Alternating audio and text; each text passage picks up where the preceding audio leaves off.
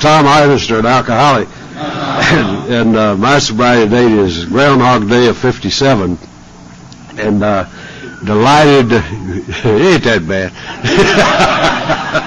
Just sounds awful like that. I am delighted to see you. And our workshop, our theme, a simple kit of spiritual tools. That's, we're supposed to say that. That's the party line. So I got that out of the way. And we'll focus on one area that may be called a tool shed.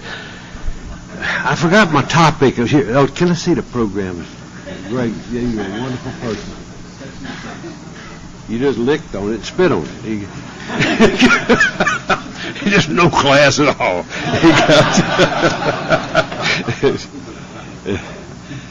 Steps into service. Yeah, geez. Thank you. I forgot it all the way from there to here. That's a really good thing, and I learned last night. I thought I was going to do an hour on it, so I had to unedit. I had to cut it this morning, and because I'm going to do 30 minutes, and then we're going to get into participation hooting at it. So I'm going to have to get at it real hot and heavy. I like that introduction to what we're going to do here with steps into service. But a lot of times we treat service like it's a separate entity, like it's a separate kind of activity, instead of being the outcome of what the steps are about. And so that's essentially what I want to get at. If I'm going to talk 4 hours, I don't need to prepare. If I've got 30 minutes, I got to prepare. And so I jotted down a little bit of keep it short and simple, stupid stuff here. Just one thing, just to kind of set a tone, maybe. If you look in the book, if there was another word for alcoholism, it would be self-centered, fear-based self-centeredness and isolation. And I say that because service comes right full swoop into why it's so important in our own recoveries. And so I want to kind of approach it that way.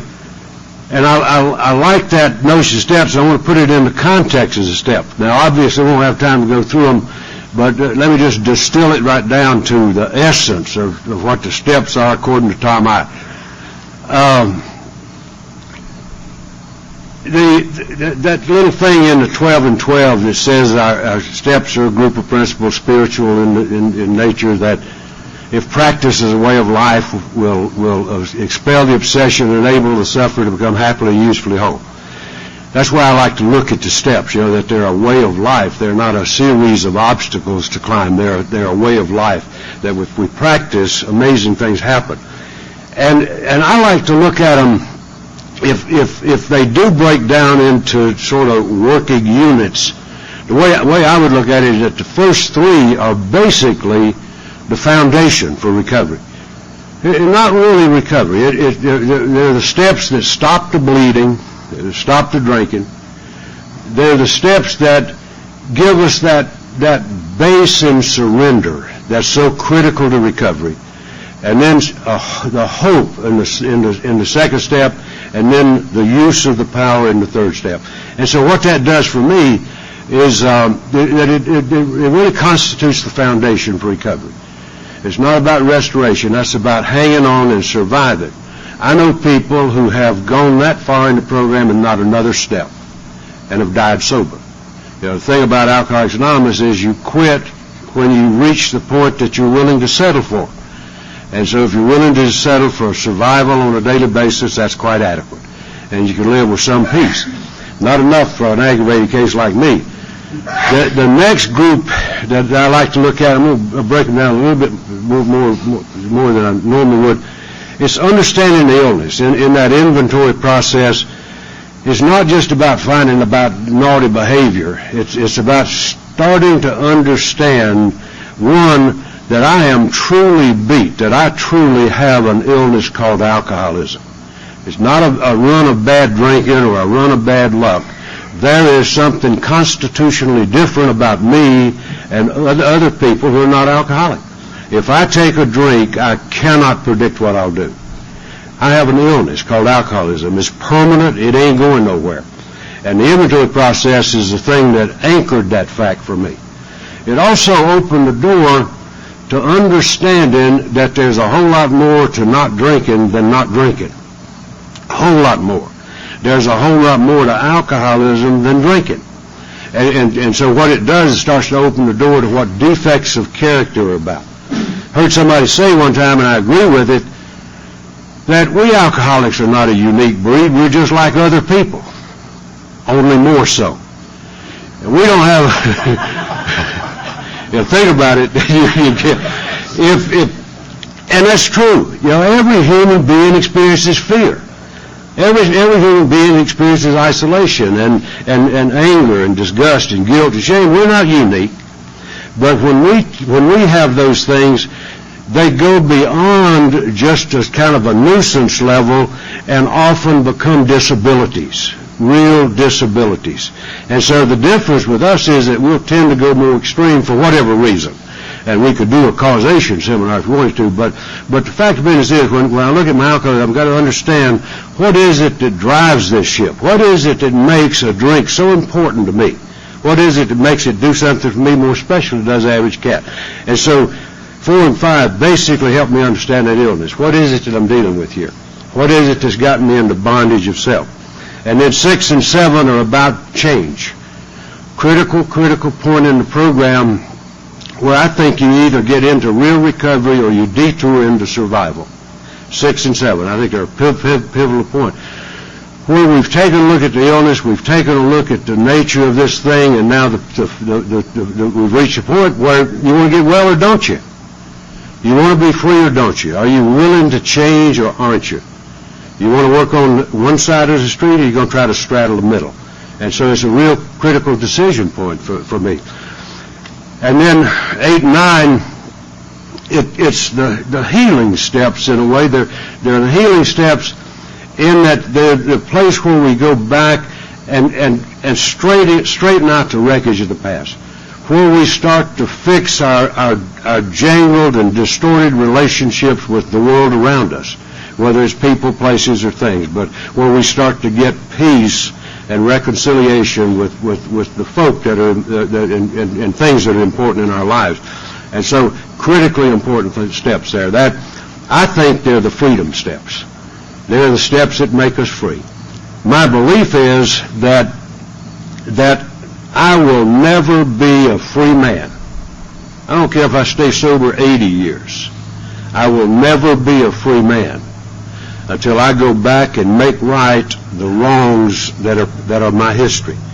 Because every time I abused or misused any kind of person, place, or thing, I didn't win a battle. I lost a battle and paid for it with a piece of my soul. And those things don't go away. They don't go away. Time does not heal. Those kinds of things are buried deeply in here, and I will never be at peace. I'll never be free until I go back and make right those things. And that's what those steps are about. They're the ones that fix it so I can take my place in the world comfortably, engage in life like any other human, and do fairly well. Can do doggone well. And so hugely important steps in 8 and 9. Now, I kind of rushed through that a little bit because those are the steps that prepare us for service. Those are the things that get us ready to be able to go out and not be hangdog and apologetic and all that kind of stuff, where we can go out and be free and not have that guilt kind of thing that we drag around. And so we're ready to go into service. And kind of interesting to me that, well, it's more than interesting, it's critically important to me that when we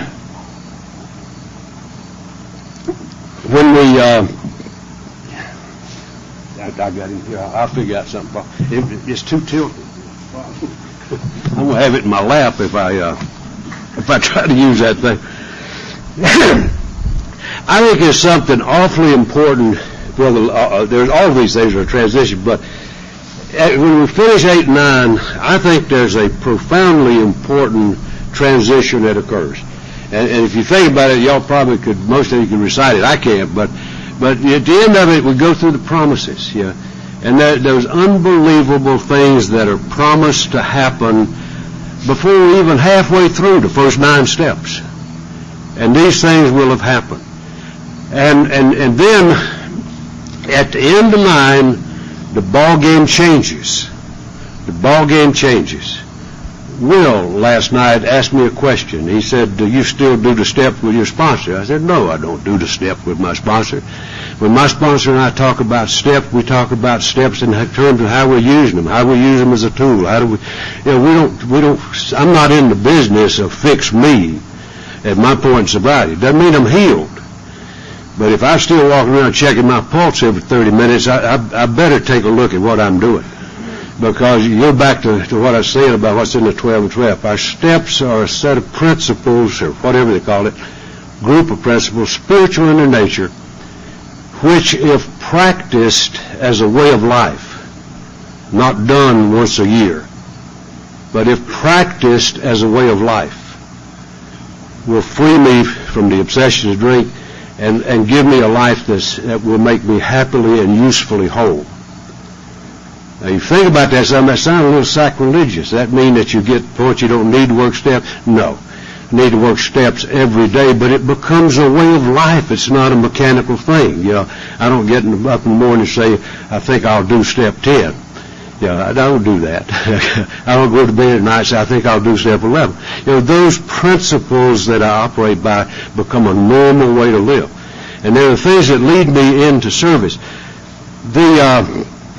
I want to just kind of draw us in a little bit on, I better draw in on somebody else's book. Mine has shrunk a little here. Yeah, I'm glad that you're old, Paul.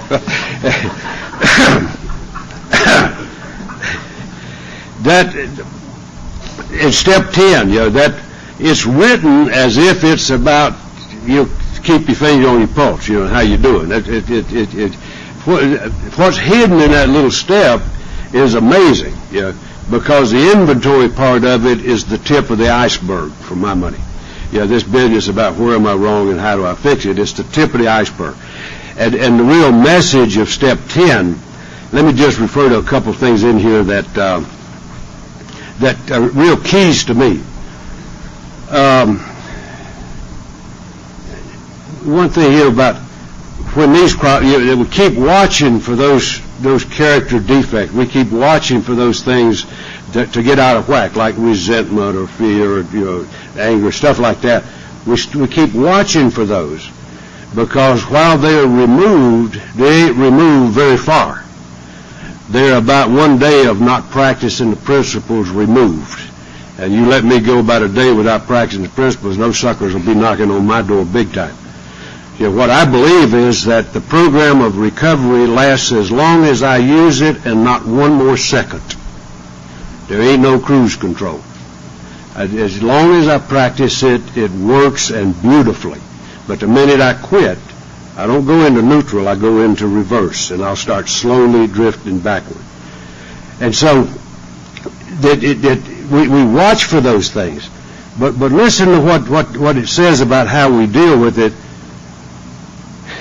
Number one, we ask God to remove it. Second, we discuss it with somebody. If it deserves discussion, we discuss it with somebody. And third, we take actions to deal with it. We don't go into Freudian analysis. We don't need to write a book about it. We don't need to go up on the mountain and stare at our navels or go into a whole bunch of anguish. We goof, that's all. We goof. And then we immediately take care of business and deal with that sucker. You don't let it, and that's the utility of that inventory and action thing, that we don't make a career out of fixing one little goof. And if it gets serious, then we'll do something else. But most of the time, if we're on top of our game, we're going to recognize it quick, we're going to act on it quick. And that's the intent. And then, hear what it says.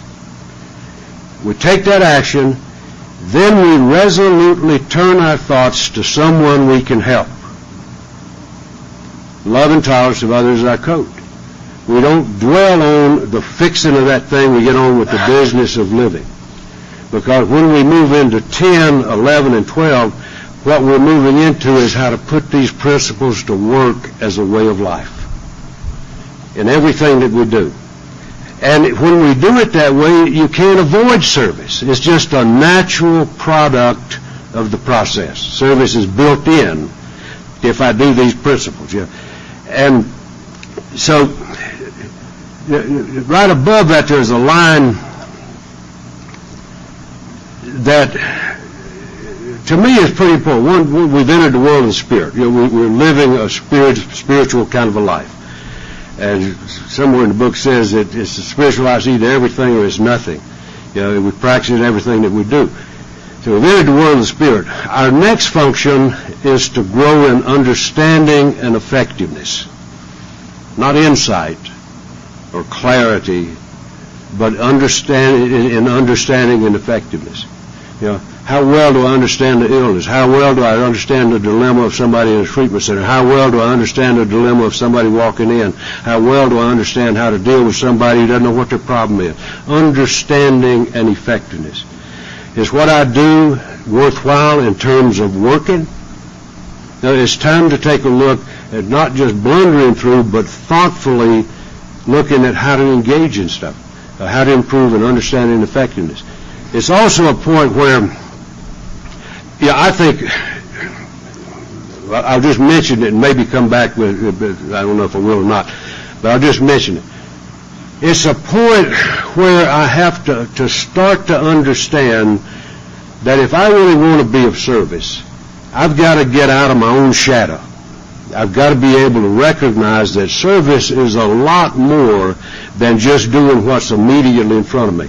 Like Paul was talking about going down to the kitchen. You know, that's a service. That's a service thing. He says, all right, have a cookie with you. You ought to take care of yourself, but keep one free to do something with. Yeah. And starting to recognize that service is a kind of a unifying activity. When I think about service, I have to think about my group. My group is part of my kit of spiritual tools. If I go work with an alcoholic one-on-one, I can do that. My God, anybody that says they can't do that, it never has read Working with Others. That's the most detailed manual I have ever read about how to do something. So if you think you don't know how to do 12-step work, read Working with Others. I'll guarantee you, you don't know how to do it. Beats the devil out of how to put a wagon together. I say about that this morning, that they've got full ideas of how to put a wagon together, and I swear to God, they ought to publish the encyclopedia on it. It's complicated. This is simple. This is real simple compared to that. So, how to work with others. If I work with an alcoholic and I get him convinced that this program's worth trying, like that old boy working on John, he was a hard case, I tell you. Old cowboy didn't give up though, did he? He wrestled you to the ground. If that's good to do. But that cowboy didn't heal him, he took him to AA. Yeah. And so what I have to recognize is that my group is a huge part of my effectiveness. And if I don't have a good group where I can confidently take an alcoholic and know that he's going to get the message, I got a limited toolkit. And so I have to recognize that. It don't matter how good I am at doing this thing, if I don't have a group that delivers, what I'm doing is conning the guy. I'm conning him, and it won't hold up. So I have to recognize that. I have to recognize that the forces of Alcoholics Anonymous around me are a part of what I'm part of. And so if I really want to be effective, then I got to look at things that'll get me beyond just my own narrow view and into a broader view of what this is about. And so learning how to be effective is a part of the deal. And that whole business, and I'm not going to itemize all stuff, but that whole business in 10, 11, and 12 are about how to put these principles to work everywhere. And it really is not all that hard. You know, when I first got in the program and heard folk talking about living a spiritual life and all that, sounded to me like they were heavenly zombies or something, you know, that they just kind of pray and God put them on automatic and let them just sort of cruise through life. And it sounded that mystical to me. And spiritual life sounded like some kind of a magic show, that if you just sort of pay your dues one day you get zapped sober.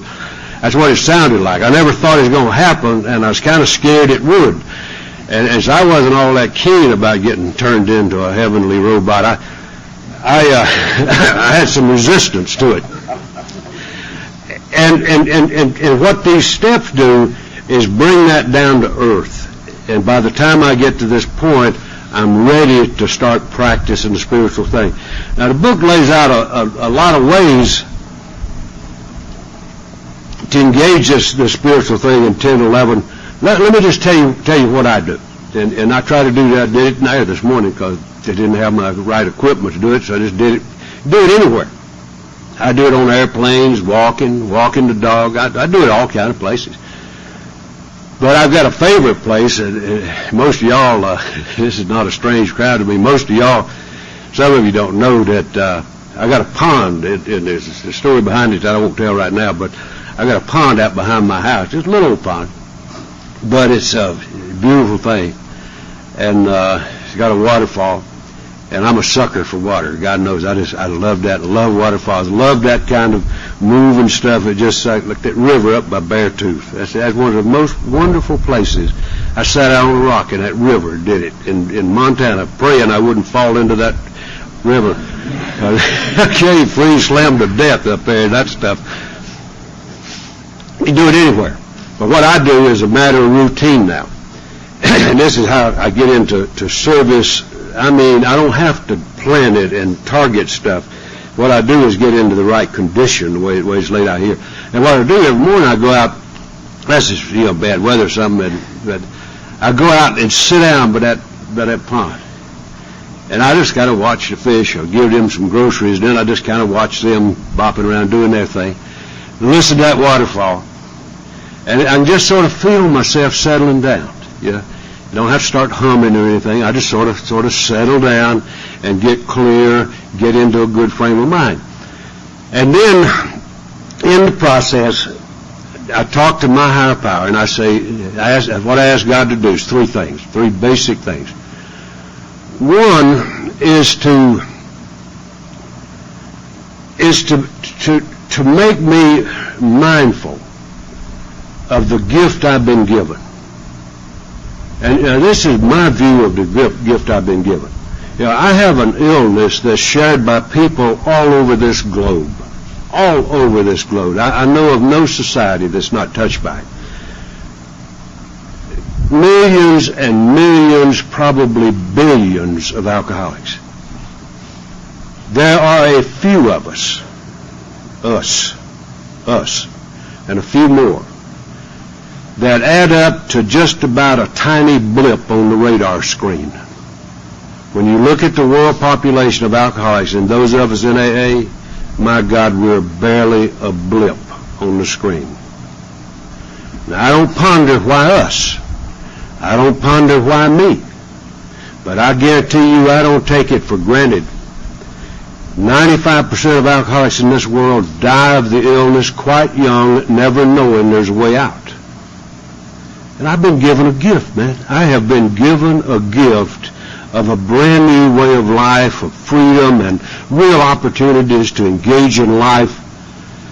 Not only not drinking, good God, that's just a bare beginning, but being restored and where I come from. So I want to be mindful of that. I want to be mindful that I didn't just give up a social life and take on AA. No. I'm a guy who has been given a new life by the amazing grace of God. His business, why? Not mine. But God knows I don't want that to be a no-brainer. I want to be keenly aware, mindful of what I've been pulled from. And that keeps me ever grateful and ever mindful of how I fit into this picture. And then if I feel that, I want to act like it. I want to act like that. I want to be a good example of the gift I've been given. That ain't asking much, is it? Yeah, I want to be somebody who, when I go around and interact with people, if people don't know I'm an AA, it ain't my fault. I guarantee you, I don't hide it much. If you don't want to know and don't want to know a lot about it, don't ask me, because I guarantee you I'll pin you to the wall. And so I'm not a shrinking violet with that. But if I'm going to do that, there is a huge responsibility that goes with that, because I want to be a good example. I don't want to be somebody who repels people from Alcoholics Anonymous. I don't want to be somebody who talks about a spiritual life and my mouth sounds like an open sewer. I don't want to do that, because that's not a message that I want to communicate, because I don't think it's a message at all. I think it's a warning sign. And so I don't want to do that. I want to be mindful of what I've been given, and at a minimum, I want to be a good example that the gift wasn't wasted. There's not a whole lot, is it? Yeah. But that's what I want to do, and that's what I'm doing in the morning, is getting prepared to go out with that frame of mind. And then the third thing I ask for is to be sensitive to opportunities to be of service. If you say that prayer, you better mean it. I guarantee you better mean it, because you'll be amazed before you get out the door. Opportunities to be of service are everywhere. Everywhere. I rarely see anybody that doesn't need some service of some kind. Now, that doesn't just mean being a GSR or a delegate or a trustee. Those are noble areas of service. But it means just being a decent human. It means just being somebody who lightens somebody's load. It doesn't matter who it is. Just to be of service, so that I'm thinking of others and not dwelling on me. And my God, how that works. How that works. And what it does is it absolutely changes the character of the world I live in. That's a fact. That's a fact. I travel all the time, and most of the time I'm meeting strangers all the time. But the overwhelming majority of people that I meet are warm, gracious, considerate people. Nearly always. I'm amazed at sometimes, like in airports, where everybody's mad and everybody's in a hurry. And just taking an extra 5 seconds to just sort of kid around a little bit with the person waiting on me. Amazing what happens. Amazing what happens. Just simple stuff. And so that's what I want to be. I want to be somebody who is service-minded. Like the book said, that we need to focus on others. I would submit to you that you don't deal with a problem whose core is self-centeredness by focusing on yourself. I think they call that feeding the illness, and so there's great therapy in what I'm talking about. This is not becoming Mahatma Gandhi. This is about just becoming a good, functioning human being. And the old cliche that you hear is more than a cliche. You cannot give away more than you get, and that's a fact. That is a fact. And I've got 1,000 stories about that, but I'll just pick one.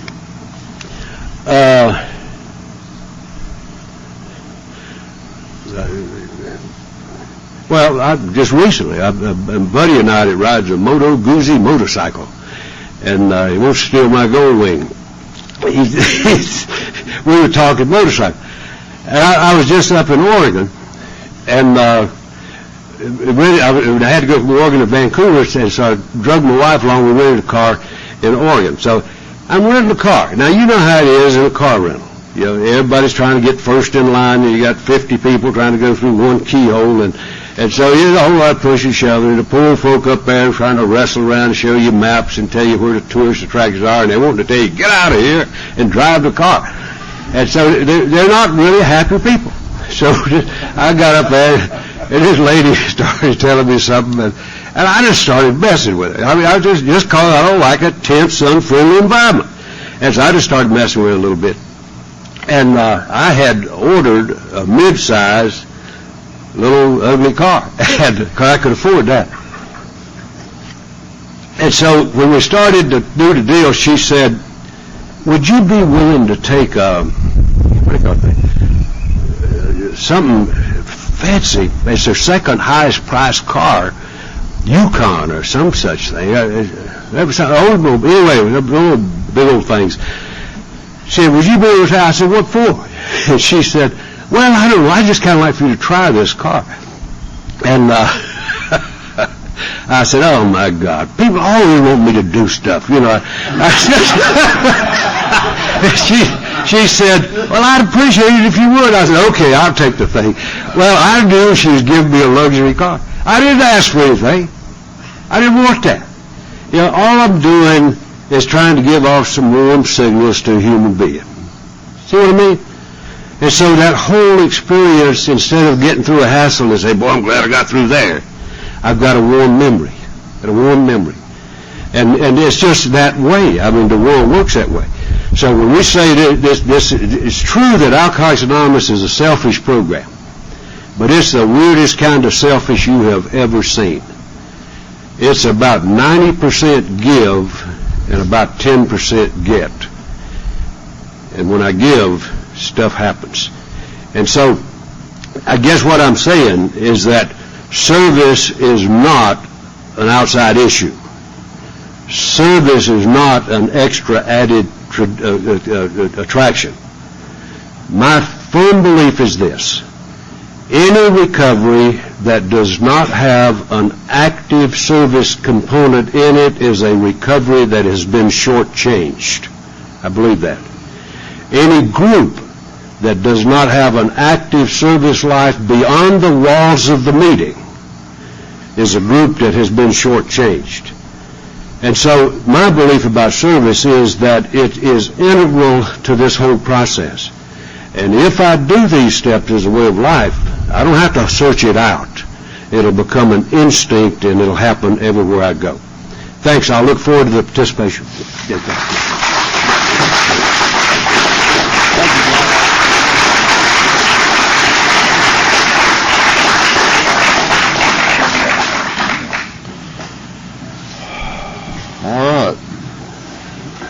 it says here we're going to have a 30-minute break, and we'll participation. It's not on here. Okay, we're going to have.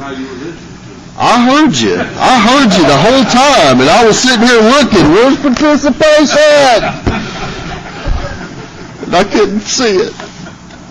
All right, I've been shown the way. We're going to have participation. Is John L. from Norman here? Mr. Moto Guzzi. My name is John Lloyd, and I am an alcoholic. And I've been sober since December 18, 2000. My home group's a Phoenix group, and I have a Moto Guzzi. Now, Tom's delightful. That was a good talk, Tom. It's really has made me think. But I got to tell you, I'm a little worried. Last year at this conference, we had a financial seminar thing, and as the years progressed, I thought I was making progress, and I have $10 in my bank account. And I almost didn't come to the conference. So I don't know what this holds for next year. You know, I may be the most selfish SOB around and not quit all the service jobs and everything. Who knows? I was trying to make a joke, but that didn't come out too good, did it? Just beware what you hear here. I probably should shut up. I enjoy these conferences. I enjoy our speakers. John was great last night, and I've enjoyed the fellowship, and I look forward to coming, and I lie a lot, and every year I threaten to not come back, and I keep coming back.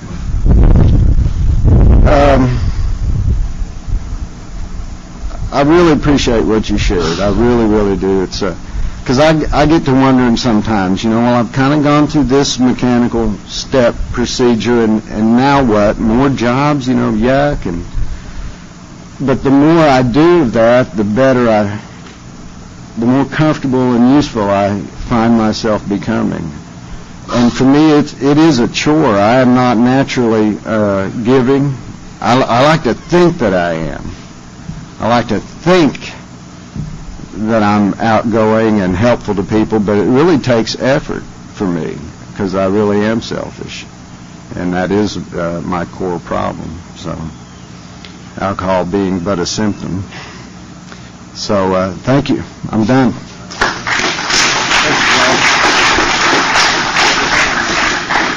Tom from Bristow.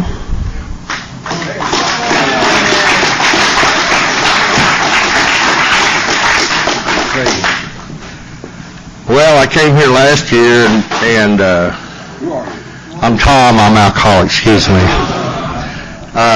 But I'll tell you, I just I didn't want to be here, and I had to get drug up here, and I was 3 months sober, and I just would have rather done anything but come here. And I went back out and got drunk, and had to spend a little more time in that misery. And today I came, and I'm 8 months, 3 weeks, and 2 days sober, and I really wanted to come. And I'm really enjoying being here, and I guess that's all. Thank you.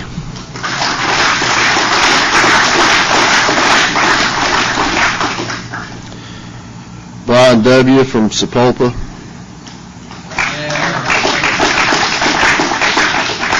Not here. Oh, there he is. Come on up. Come on down.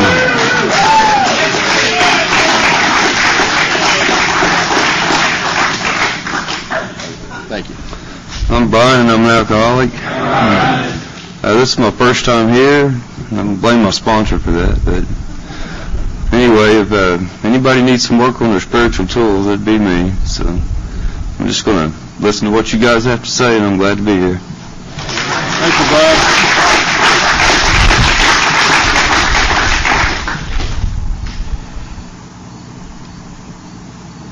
Louis P. from Norman.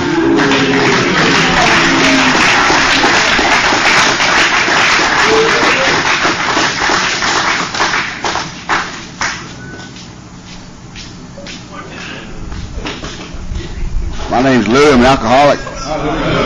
I've been sober since March 31st, 2002.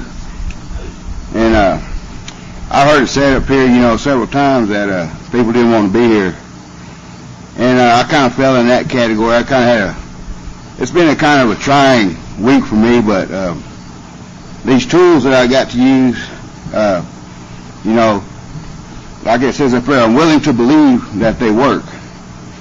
And if I just keep doing what I'm doing and what's in front of me, trying to do the right things, things just always seem to work out.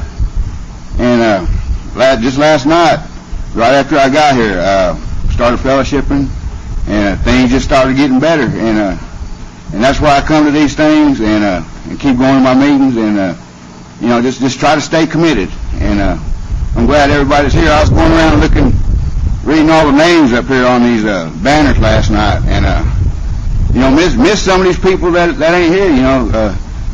Just thinking about memories. Some of them ain't even on this earth anymore, and some of them went on their own way, and some have moved on.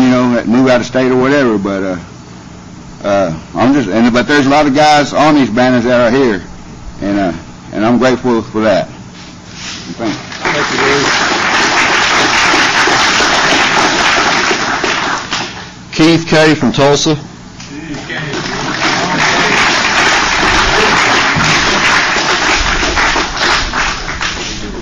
right, man.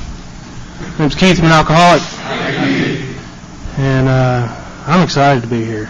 I can get up here and not have to worry about what my hair looks like. And it's just a bunch of guys, hanging out, and I'm here to make friends. Been calling a lot of people here lately and making a lot of friends and actually starting to laugh, and so I'm looking forward to the fellowship and stuff you shared, it touched my heart, and I'm just grateful to be here. Glad you guys are here. Thanks.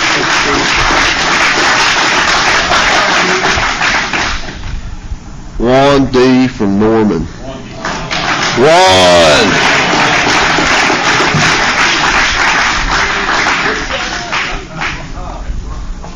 My name is Juan Diaz. I'm an alcoholic. I've been sober since October 31st, 2004. I'm just going to grab this. I don't know. I like being here. I like going to conferences, especially men conferences. It's pretty cool. It sure beats where I used to be. You know? I mean, that's just... I like being here rather than being in an abandoned house selling drugs or drinking a lot. You know, it's just... I'm so grateful for the life I have. Being sober it's really good. I mean, my life is really good. I got a lot of gratitude. I got up and prayed this morning, and feeling that wind, and sun was coming up. It's just, I like being out here. Last year wasn't so great, but now it's really good, and I just hope it just continues tomorrow. Just try to be a good example today. I really like what you had to say, Tom. You straight, clear cut to the point, and just, I mean, you couldn't miss the message you were trying to talk about, what you were saying. But I just appreciate everybody being here. Thanks.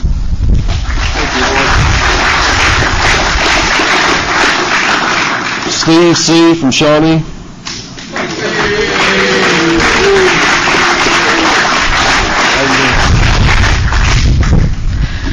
Good morning. I'm Steve. I'm an alcoholic. Good morning, everybody. My sobriety is February 5th of 85. I'm sure glad to be here this morning. Thank Tom for sharing this morning. Appreciate that, and sure enjoyed hearing John tell his story last night. Had a good week. Listening to Tom this morning, I keep thinking about the reason that I do things today. And I know the reason I did them steps the first time, because every time them guys that were hanging around the group, like those guys John talked about last night, would just keep telling you, no, you don't have to. You can go get drunk and die. You don't have to do that inventory. You don't have to make them amends. I mean, every time it seemed like you come up to another step. Oh, no, Steve, you don't have to do that. You don't have to do that at all. Go get drunk, you know. And there was one in our group, too, that was, here's $1. We'll buy you first drink. Get on out here. And he's still sober, named Wayne. A lot of them guys know him. But the reason that I do those steps in the service has changed from that, and I still do it because I want to stay sober, don't get me wrong, but from that, from what it's going to do for me, it's changed to because of what it's done for me, because of what's already been done. How could I say no to these requests? How could I treat people poorly? How can I? And I still do it. I still fall way short a lot of times. But because of what's been done through these steps, because of what God has done, because that obsession has been removed, because for the most part my life is happily and usefully whole, because of the things that has been done, then service just seems to naturally follow. How could I not be concerned about my home group and get there early and stay late and help set up or clean up or whatever needs to be done? Those things seem to just follow natural out of the gratitude for what has happened. And they don't, what seemed at first to be a burden is the thing I look forward to the most. I don't know about y'all, but I was not just naturally unselfish and giving and kind. I've still got a long way to go. When you start mentioning those things, you think, oh man, what if somebody saw me last week? but whenever, one of the first things that my sponsor had me do was there'd be a new guy show up at the group, and they'd say, Steve, go talk to him. And I think, I don't want to go talk to him. Look at him. I mean, he needs help. I don't want to help him. And now, and they just made me. They just dragged me over there and put me in front of him and say, this is Steve, and then they'd make me talk to him. And then after a while you start doing it because, they just look at you. They don't have to tell you or twist your arm and take you over there. They just kind of look across the room at you like, and you go ahead and do it, and then pretty soon you just do it. Pretty soon you notice somebody you hadn't seen before, and you stick your hand out and you say, "Hey, my name's Steve. Welcome. Come on, I'll show you where the coffee pot is. You can sit by me during a meeting." And then you start realizing that's the thing that you just look forward to. And I don't know how that happened, from doing something that I didn't want to do, that I was just forced to do, basically, to being the thing that I look forward to more than anything else, seeing a new guy walk in and thinking, "God dang, tonight after the meeting we're going to sit down and boy, we're going to let him have it." And man, and you think, yeah, and you see somebody start nodding their head once in a while, and you think, man, and how does that happen? That as a result of working these steps. So I don't think it mattered that I did them the first time just to save my own butt. Obviously it didn't. I had no unselfish reason for working them the very first time. I don't think there was a bit of it. But as a result of that, getting to live a life of service that I found to be the easiest way of life at all. I never dreamed that the things I would get to do today, that first of all I'd want to do them, and second of all that they would bring so much into my life, and that it would be easy. I looked at what them guys ahead of me did as just hard labor, like, boy, just almost torture. I'm doomed. I'm sentenced to Alcoholics Anonymous for the rest of my born days. I've got to hang out with these losers, and then to come from that to full circle to realize, man, this is the best way of life I've ever known. Why did I fight it so much? I don't know. That's part of what's wrong with us, I think, is that we just don't want to do what's good for us. I don't know why.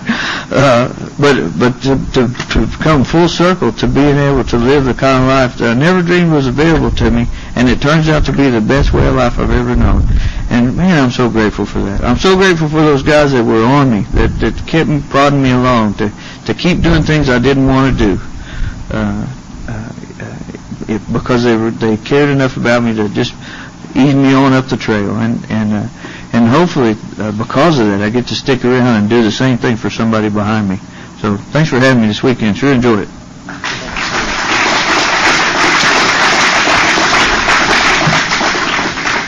Will B. from Tulsa.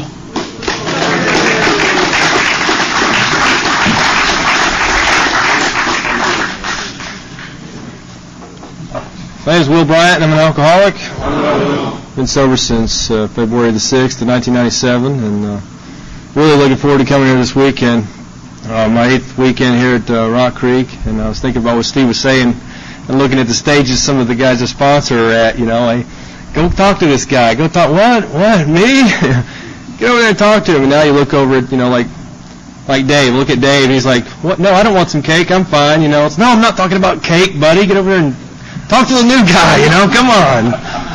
So it's and that was, a couple of years ago, and so Dave's probably progressed, I'm sure. But I'm thinking, looking at these guys and really getting enjoyment out of talking to guys like Tom and different guys that I don't get to hang out with very much, even at my own home group, about working this stuff in our lives, and really doing this stuff, and talking about the amends that are not fun to make and the ones that have to be made, and the rules and requirements that are programmed tells us that we have to do, and some of the things I don't want to do, but just that joy that you're talking about that I have received, and a sincere life of gratitude, and hopefully a life of service, by my actions, like what you were talking about, and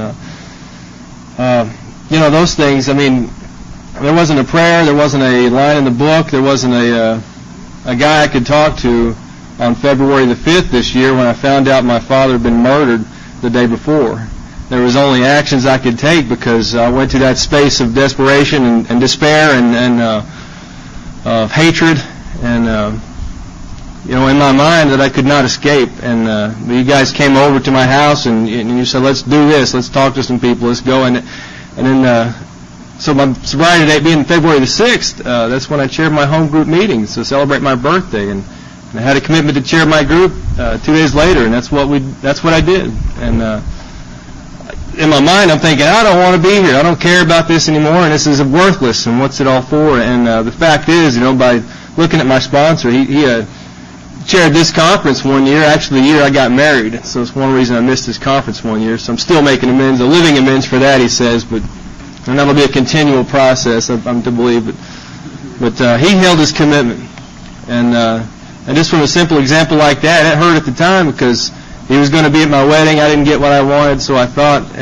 But he chaired this conference and held his commitment. So what an example to me that on my home group that week I got to chair the meeting at my group.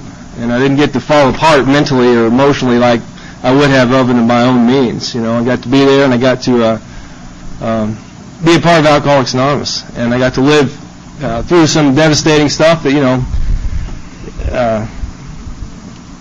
that you guys show me how to do. So, man, what a great week. And I love seeing guys come back here and just really kick into this deal and really dive into what we're doing here. And I'm thinking to myself, when Tom's talking, man, my mouth is sometimes like it's not good. It's not a good place, not a good thing. And I got to really inventory myself and what I do and what kind of person I am and wherever I go, what kind of Alcoholics Anonymous member am I being. And so I'm grateful to see these examples and the guys like put on this weekend. Glad for you guys that have been doing it for years, and guys like Calvin, and I thank you for letting me be a part of it. Thanks.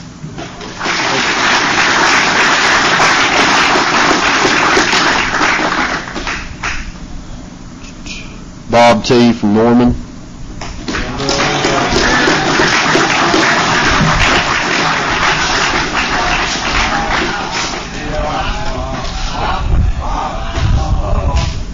Bob has left the building. I'm Bob, and I am an alcoholic. I've been sober since May 29, 1998. I'm really grateful. Thanks, Tom. Appreciate it. I didn't even recognize the theme of the conference, but before we even got started early yesterday, started talking about the idea that the kit of spiritual tools, they're laid at our feet. That means I have to kneel down and get them. And I'll be honest with you, I haven't been doing that. Therefore, I get to enjoy the consequences. I'd say suffer the consequences, but it's a mess. If we don't, I know the tools work. I've been here long enough to have some periods of time where what you guys keep talking about, when you employ them, they work. But it's like I can't build a house if I don't get a saw out, So therefore, I'm really grateful to have made it this year. It's been difficult because I haven't been doing that. In fact, if I go on my coffee table at home and pick up my daily reflections, I believe my bookmark will be somewhere in July. And that makes it very difficult to maintain any sense of purpose. So I'm really grateful that you guys allow me to be of service here at this conference to try to get out of that and get back into the frame of mind and into the book. And there's some areas of that book that I have not touched in the action part. I mean, I've read them, I've discussed them, but I haven't taken the action. I really want to stay sober and stay hanging out with you guys, but I really don't want to be here. You know what I mean? It's like I don't want to. I'm a guy who's been on a regular basis over the years, probably 5 to 6 meetings a week. And it's just the way my schedule works out. I work at night, so I get up in the noon and start my day with a meeting. And that's been working very well. Until I decided I got tired, bored, or so focused on the problem that I didn't want to go to any more meetings. I started picking meetings, which ones I'm not going to cut out. That's a part of the tools that you're giving me that I've chosen not to use. So rather than try to paint a glowing picture about what could possibly happen to your life if you use these tools, I hope that I can paint the ugliest picture of what happens if you don't. Because sobriety, the insanity of not drinking is one thing. Inebriation without getting drunk is an experience that I do not want to revisit. But I also don't want to stay where I'm at right now and being sober and dark. That's all I have to offer. Thanks.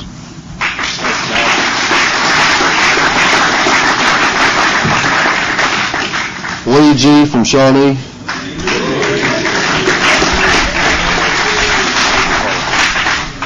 My name is Lee. I'm an alcoholic. Sobriety date is September 21st, 92. And I like what Bob was saying. It was what I was thinking about, the theme of the conference. If I know those tools are there, and if I use them, then I get the results, and why don't I use them? And I do use them to some extent, but every time I go through a situation during the day where I could be a good example of Alcoholics Anonymous, I could, my sponsor, I was going through some difficult situations early in sobriety, and he said, "You will go through this with grace and dignity." And I said, "Will I? I will? How do I do that? I've never done it before. I don't know how. I've always made like a complete ass of myself because I insisted, no, you will do it my way or whatever, And he said, you take actions directly against your own self-will. And when I do service work, I'm still, at this point in my sobriety, there's a line in the book and it said that we'll be helping, I can't say it exactly, but it says we'll be helping people, but that feeling will be transcended, it'll be transcended by the feeling we get, I don't know if you guys know what line I'm talking about, but that line has always intrigued me, and I can look it up, and I'm thinking, I'm waiting for that to happen to me, because I do service work, but I don't jump up for joy, when I do it. When they say, go do this, or go talk to that guy, I'm not going like, oh boy, I get to help another alcoholic, I'm not joyful about it. I do it, but I'm not like joyful about it. I'm thinking, gee, this guy might want some recovery, and I might have to spend some time with him and schedule, I might have to work with him. And I might, that would take away the precious time that I have during my day to do what I want to do, and I'm still, selfish and self-centered. But I do those things anyway, I'm on the committee at my group, and I belong to the Shawnee Big Book group, and I've been to a lot of Rock Creek conferences, and I appreciate guys like Warren. This is important to them, and Warren's not the only one, but I can remember Michael. Guys like, but this conference is important to them, and they take the time. They take a lot of time, and they put this thing on so that I can just drive over from Shawnee, and it's a real short drive, and it seems like, every year they were going, come on, Lee, Rock Creek Conference. There's no excuse not to be here for me. I don't have to drive a long way, and I always enjoy it. We always have just outstanding speakers as we do, Tom and John, but. Getting back to that, I guess I'm talking about that fourth dimension that they talk about, and that, as Tom was saying, that's still kind of a mystery to me. But it's a place where I want to get to, and I always, I'm coming up. If I stay sober, I celebrate. I always love this time of the year. I like this conference. To me, it signifies that change of seasons. Summertime's over, and the fall, and I love the fall time of the year, football season, and really things that I can really get selfish and self-centered about. But that fourth dimension, that's always intrigued me, and I always want to go. That's where I want to be. That's where I want to go, and get completely. But it's really difficult for a selfish, self-centered drunk like me. So. If I pick up if I just use those tools, use them. Just use them. God save me from being angry. That's, just use them and go on and go through this with grace and dignity. And I'm just really grateful to be here. I'm grateful to be sober today. Thank you. Thanks, Paul.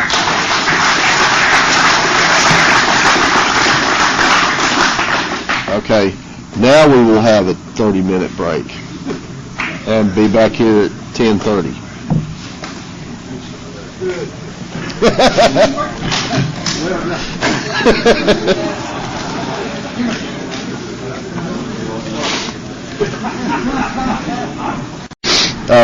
We recycle them because we like to spend money on food and not name tags here.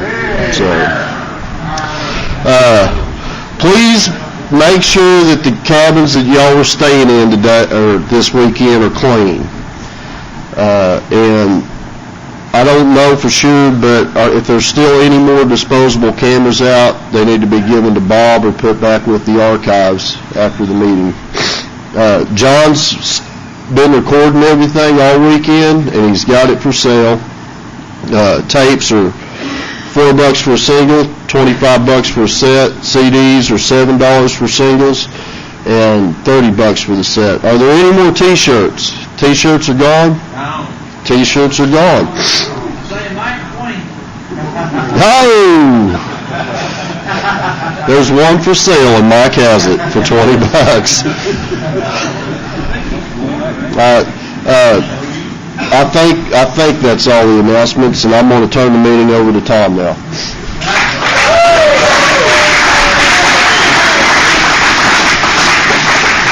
Well, good morning, guys. Good to see you. Tom Ivester, an alcoholic.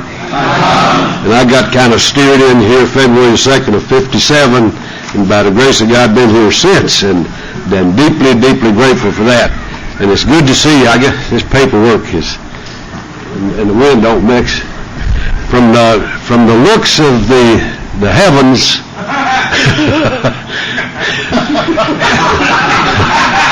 I knew it was too good to be true.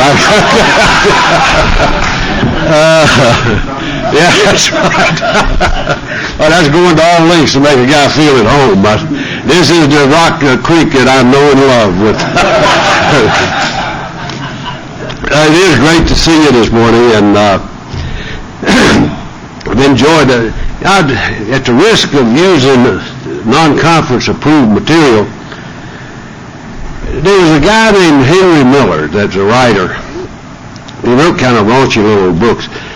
That he said something that's been on my mind this weekend for some reason. That just a little old snippet of a thing introducing a section of the book said, if you would find the riches of the Indies, the treasures of the Indies, you must take the treasures of the Indies with you. And I thought about that when I was listening to the various kinds of feelings about coming to Rock Creek. And people who come to Rock Creek expecting something to happen that's going to drastically change their lives, probably going to get a little disappointed. Unless you came with that treasure in your heart, you have a hard time nurturing it here. And that just came to mind about old Henry and his messages. So I really wish you well in where we go from here. And if it didn't happen here, the next stop you make, take the treasure with you. Take the treasure with you. Go in there with a person who's got a vision of what life will be, and you'll find it there. But if you wait for somebody else to show it to you, probably going to be a futile trip. So, good luck. Good luck. And what I want to do this morning is just kind of visit around a little bit on, we'll follow up on some of the stuff we were talking about yesterday, I guess it was. And maybe tone that down a little bit into kind of real life stuff about where we are. I forgot exactly how I want to go at it. When you think about the spiritual life, the book says it awfully well that the spiritual life is not a theory, you have to live it. And it's either everything or it's nothing. And it's in the practice of stuff that the miracle happens. That is not some kind of an all-encompassing thing that just sort of puts us into a new dimension and we just stay there.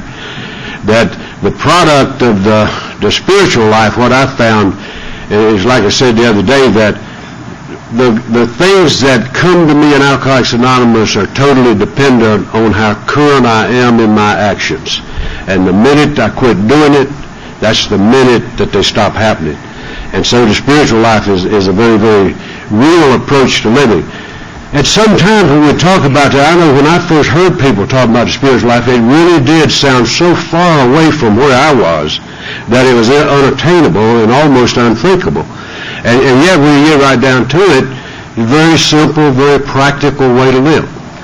And so I want to pick up a little bit on what I was talking about the other day and bring that down to real life.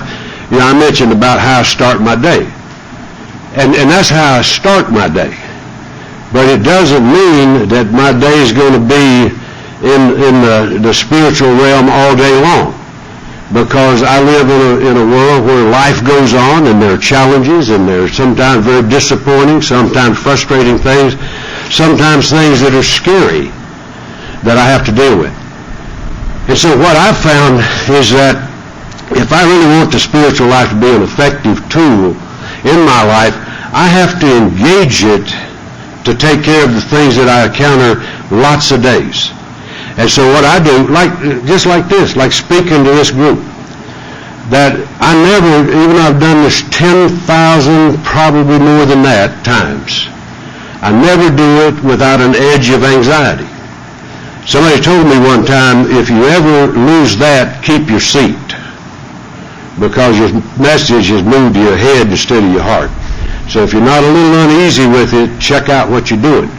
And so when I do that, I always take a minute and, a couple of minutes, and I talk to my higher power about what I want to do. And I don't ask God to tell me what to say. He gave me a brain to think that up. I don't ask for that. You know, what I ask for is to come in and be the best example I'm capable of being. To be somebody that can give a little inspiration and hope to somebody. To share honestly about who I am and about what this program means in my life. And to do what's right. You know, not to do what's popular or what somebody's going to really love or yuck it up about, but to do what's right. You know, I always remind myself that I don't think there's any such thing as an unimportant AA meeting. I don't think there's any such thing as a frivolous meeting. Now, we get a lot of frivolity, but underneath, every meeting is critically important. I guarantee you there's somebody sitting in this room today who's teetering in the balance. Teetering in the balance. And it's amazing how impactful things we do can be. And so I always kind of keep mindful of that. It doesn't keep me from having a good time, but it helps me to focus on what I'm doing so that I don't become a trained seal just throwing out a bunch of words, you know, that I actually try to communicate. And so when I do that, you know, I get prepared to do it. And it may not be the talk of the century, but it'll be as sound an AA talk as I'm capable of making it. And so I do that. And that's just one example, you know, of the things that I do. When I have something to do that I'm fearful about, or angry about, you know, or just something that just puts me on the edge a little bit, I almost never just walk in to take care of business. Almost never. I always take the time to do basically that kind of thing. And before I go, I'll give you an example of the kind of thing I'm talking about. And there are hundreds of thousands of them, but I'll give you just a couple of examples of what that looks like in real life. In the business world, you're going to have some things that go well and some things go bad. And I was running an organization that consisted, when I was prison administrator, it consisted of 3 prisons. You know, I had a warden in each one of those places in a program there. And I was sitting in a meeting one day with some of the guys, and I got a phone call, and it was the guy that was over me. And he said, "Yeah, I'm glad I caught you, Tom. I'm coming down to see you." And I said, "What for?" And he said, "I'm going to fire one of my wardens." Yeah. And mean, that guy worked for me. He also counted on me to be the guy that looked after him, not just bossed him, but he counted me to be the guy that's going to make sure he doesn't get screwed over. And so I held down the reaction that was right on the tip of my tongue. And I said, it might be a good idea if you meet with me first. And he understood what I said, and so we set up another meeting, which he thought it over and canceled. But now you talk about a hot camper. Man, I'm hot. That's an ultimate insult to a manager. I'm going to come in and fire one of my key leaders. Ain't no way. Well, I was hot now, so I always try not to take my business home. But I ain't that good, because sometimes I do. And that day I went home, and you know how sometimes you just absolutely caught up in it that you just don't trust yourself around people? So I went home, and I knew this was uncharacteristic, but I got home, and the wife and both kids were there, and I said, I'm going to take a little walk. Well, they sensed that there was something wrong. Well, I swear to God, it looked like a duck and the little ducklings going. They followed me around the place where I'm going to walk, just make sure I didn't self-destruct or something. And so we got back to the house, and I said, I'm going again, but y'all please stay here. Sound like an idiot leading the parade out through there. But I had to do something. And that was on a Friday. And the next day was Saturday. My boss lived about 80 miles away. I called him up, and I said, are you going to be home in the morning? He said, yeah. I said, it'd be all right if I come to see you? And he said, yeah. Well, if I was still on the street, I'd use a different term. I'll just say I was extremely hot. But I'll stop at that. Extremely hot. And because, I mean, I'm a guy who treasures his career. But there was no way that I would accept that. Now, suppose I had gone into that with that absolute mountain of anger that I had. Suppose I'd have walked in. So I'm going to this guy's house to challenge him on something on a Saturday when he's not even at work. And but I had to go. He had to blow a fuse, one or the other. And so I went, and he tried to tap dance for a long time, and he finally got tired of dancing and said, took a breath, and I said, let me tell you why I'm here. And so he knew why I was there, but I had to tell him anyway. And I said, I tell you this, you're not going to fire my guy unless you fire two of us. Because he doesn't go, I go if he goes. And oh boy, I didn't know what he'd do. But he just kind of blanched a little, and he kind of got a little ashen looking, and I won't say what he said either, but he basically said, Tom, I think I screwed up.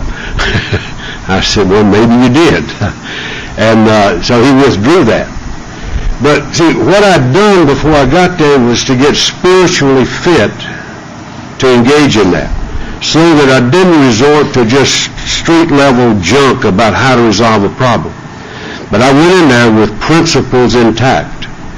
I went in there also with the full knowledge that I may be for sale, but not at that price. Not at that price. And so what I was able to do was to take a very difficult situation, and by using these tools, be able to do it in a calm and reasonable kind of way. Now, I won't say that I wasn't a little forceful, but I was a reasonable thinking person instead of somebody just going into a temper tantrum like I would have been if I'd have done it the next day. Now, that's just one example. Now, when you talk about the spiritual life, it's not a matter of just getting gooey, soft, warm, and fuzzy. It's about being equipped to take our places in life. And what we get restored to is life. We don't get to transcend life, we get restored to life. Sometimes it is absolutely wonderful. Sometimes it pure sucks. And most of the time, it's just life. It just sort of goes along at a kind of shade of gray. We just sort of go through life, working, eating, take care of business. And so we don't transcend stuff. But what we do is become equipped to deal with stuff in a very effective way. My experience has been that with all of those kinds of situations that I've had to deal with, I've never lost one in terms of, it not having a good outcome. Because when I do my praying to get set up for that, what I do is I pray for God to help me do what's right.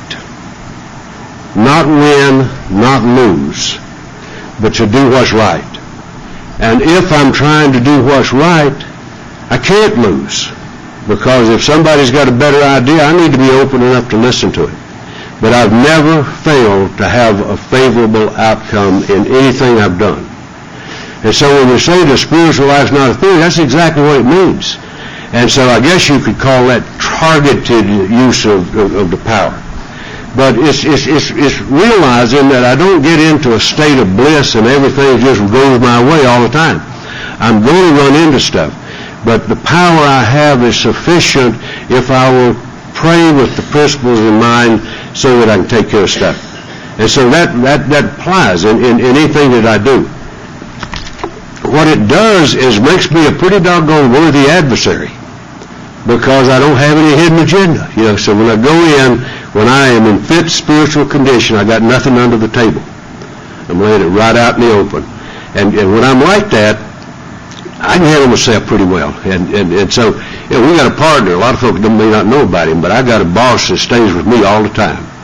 And he'll keep me from doing stupid stuff. And so sometimes, I guess my point is that this doesn't make me a goody two-shoes doormat. And what it does is gives me the spiritual tools to go out and engage in life and take my place responsibly and effectively in this world. And so I like that stuff about that spiritual life is not a theory. And where the book says it's okay to have your head in the clouds, but keep those big feet on the ground. Because that's where we live, that's where we work, that's where we do our thing. And so in looking at how this spiritual life gets in and influences and affects how I do, it absolutely enhances everything that I do, bar none. The other thing I want to just kind of to merge in a little with that is the thing I was talking about, and a couple of us chatted about it later on. It's to say that, and I've met very few alcoholics who go through recovery that don't go through a period when they're kind of searching for balance. And balance, it's an interesting kind of thing. The translation for balance is how do I back off from something, is what that usually means. And so balance is a nice way of saying it. Now balance is appropriate. It's appropriate. A well-ordered day ought to be made up of about 4 equal parts of what? Sleep. We don't do that here. I was listening to the sounds of recovery. I lived right over there in that thing. I was listening to the sounds of recovery when that raucous, whatever y'all were playing out there. It requires a lot of vocal activity, whatever you were playing. And so I was listening to the sounds of recovery about 1 o'clock this morning. And my God, for daylight, you're out here again, So anyway, but I don't know what got me off on that. I just wanted to say it, I guess. But putting this thing to work in our lives, sometimes we do feel a lot of uneasiness and discomfort about how it fits into our lives and what price do we pay. Sometimes, and I kind of building around this idea that I'm sure I said it myself for a number of years, and sometimes you'll hear people say, AA's got to be the most important thing in your life. Don't believe that for 1 second. Don't believe that. AA does not have to be the most important thing in my life. My recovery has to be the most important thing in my life. AA is a means to that end. But when you say AA is the most important thing in your life, it's characterizing this thing in a way different than the spiritual life undergirding what you do. It flies in the face of that. Now, we say that just in innocent ignorance a lot of times, but if you think that through, you think about what the reaction would be. I'll give you an example with it. That my son, when he finally became self-supporting, God knows, took a long time. I told him he didn't owe me a thing. That the only thing he had to do was the first time he transplanted anything. I don't care if it's a fingernail.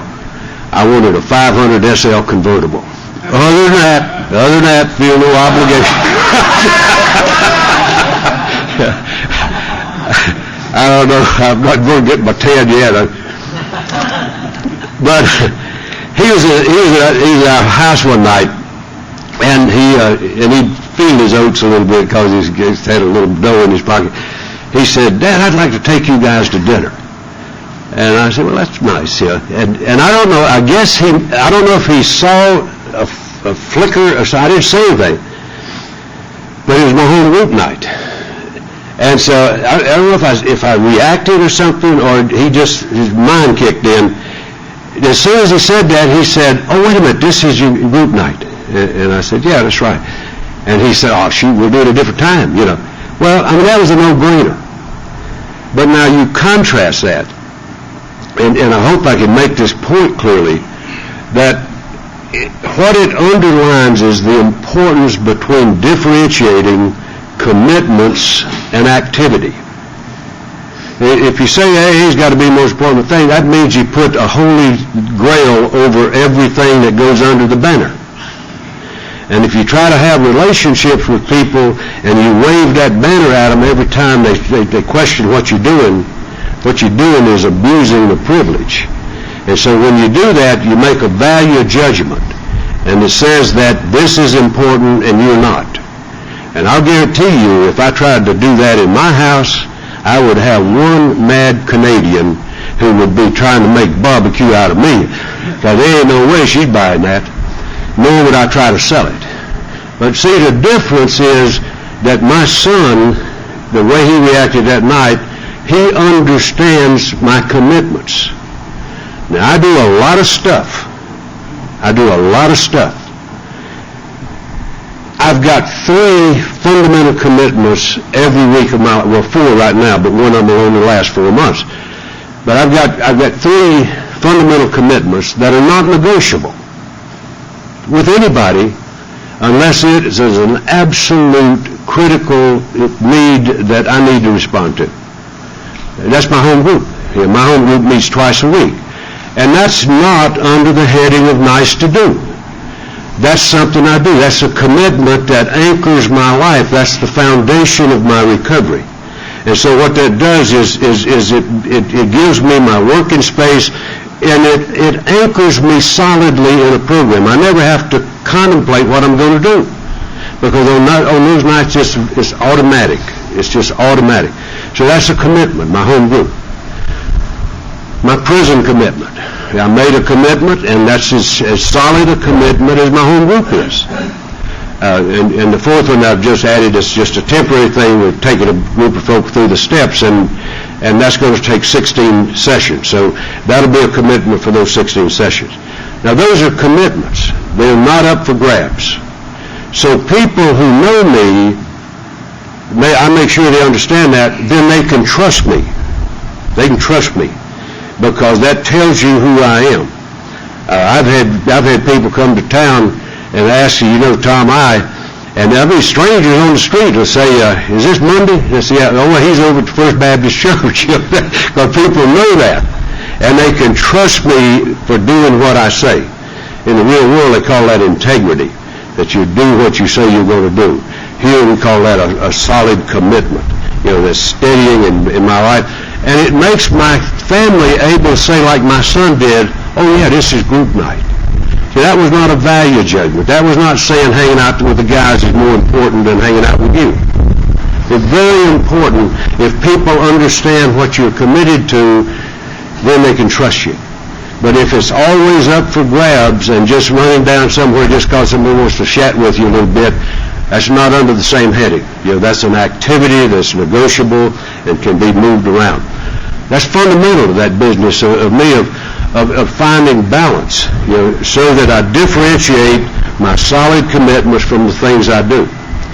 My calendar, if I have stuff on my calendar, that becomes a commitment for a specific day. Like Rock Creek, thanks to Warren, Rock Creek's been on my calendar for about 8 years, I think. A long time. And when Rock Creek's down there, that's not up for grabs. That's a commitment when I write it down. Now my folks have access to my calendar. It's not hidden. And so my family is invited to make commitments if they want to. And what does that mean in real life? I'll give you an example. I was on the phone with somebody that was getting ready to book something, and I don't think my wife was eavesdropping. She was just listening. And she was standing at the door, and she saw that calendar. She said, "What are you booking?"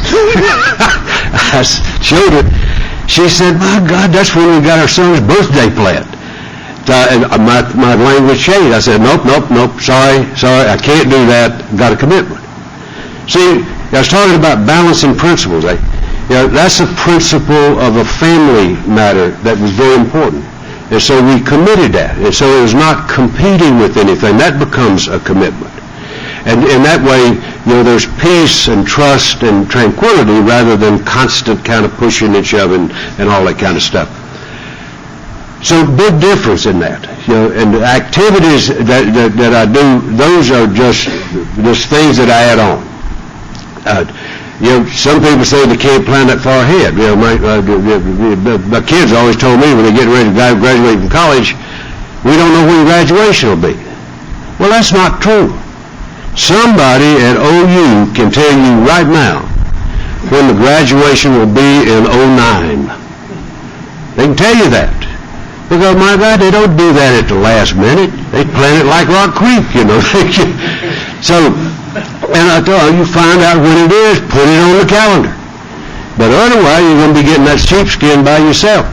And so it's just the real world. But when it's built on some solid foundation like that, it's hassle-free. It's hassle-free. And, folks know what you're doing. I was blessed. I think I must have kissed the Blarney Stone or something.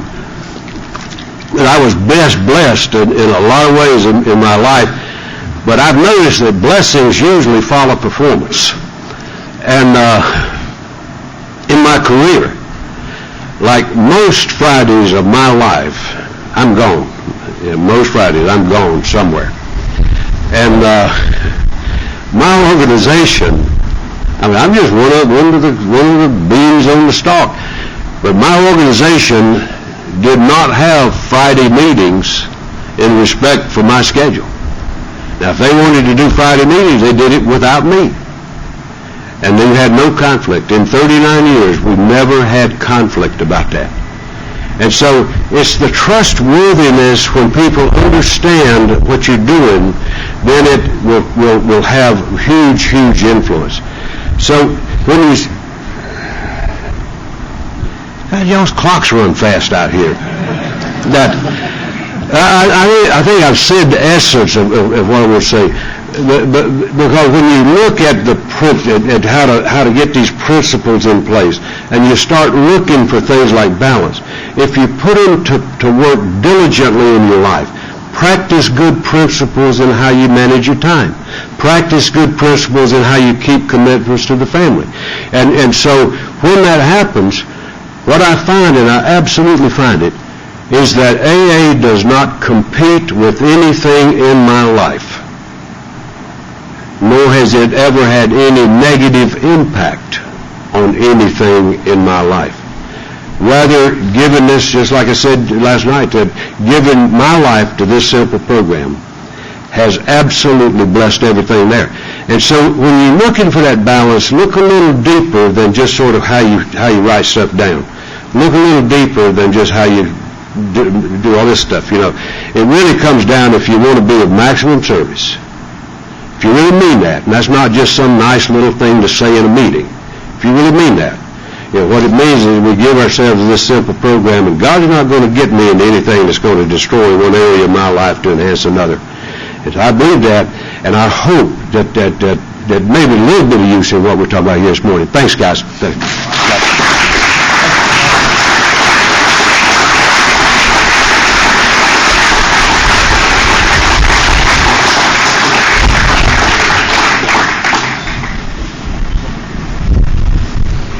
All right, we'll have